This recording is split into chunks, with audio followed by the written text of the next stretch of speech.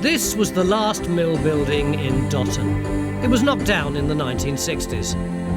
We're looking for a date for when this building was put up and any sign of anything that may have come before it. There was a mill listed as being in Dotton in Doomsday in 1086. But the big question is, has the mill always been in the same place? Right, photo. Bank. Bank's over there, bank's there. But first, Phil has got to work out where to dig. Shall we help you a bit? No. Look, presumably we're on the wheel pit, don't we? Yeah, the wheel pit. I think the wheel pit would be the best feature to go for straight away, because it'll be a big feature under the ground and will delineate the sort of at the end of the building. Well, one more scrape later. Ah, no, what's that? Oh, it's bricks. That's in situ, isn't it, Phil? That is in situ. That's in Oh, situ. that's good. Look at that. Yeah. Nice load of bricks, yeah. Going straight down there, look. Right. So that's one side there.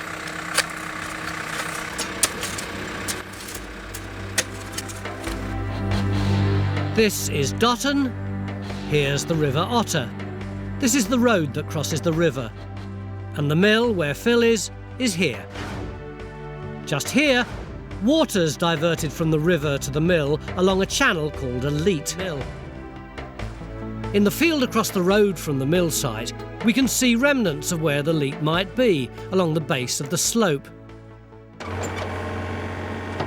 How big was it? How powerful? And can we find a date for when it was dug? Wait, look at that.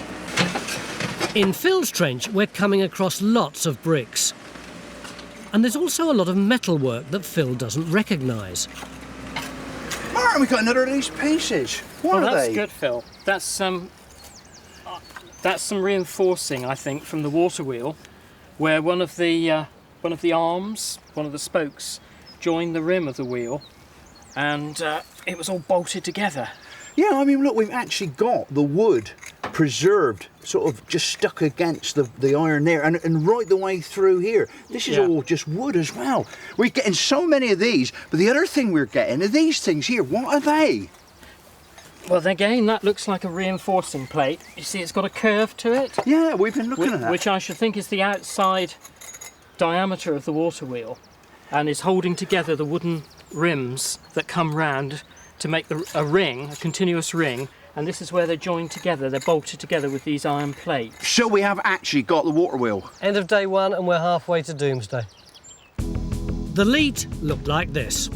It was quite shallow and wide, about 2 metres across. It had two edges made of stone. These edges place it in the medieval period. We've got the leat. The work of this trench is now done. So we can now say it goes across here to Phil's trench, where it should join the wheel pit, if we have that. Phil, you got anything in your trench? Of course I have. Got the wheel pit. This is the wheel pit. A lot of that's actually filled in, but we have got to the bottom of the wheel pit.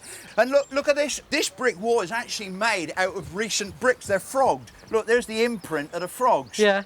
But what we have got is the pivot point for the wheel. So the actual wheel would have pivoted on that point there. I mean, that is really good because it'll give us an opportunity to reconstruct just how big this thing was.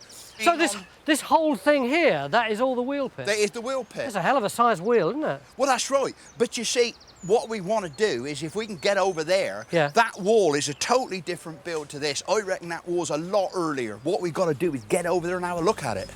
Go on then. Hello, my name's John Gator. Time Team is fan-funded by Patreon. This vital support helps us to make new episodes. Joining Patreon gives you access to exclusive interviews, 3D models and masterclasses, plus lots more.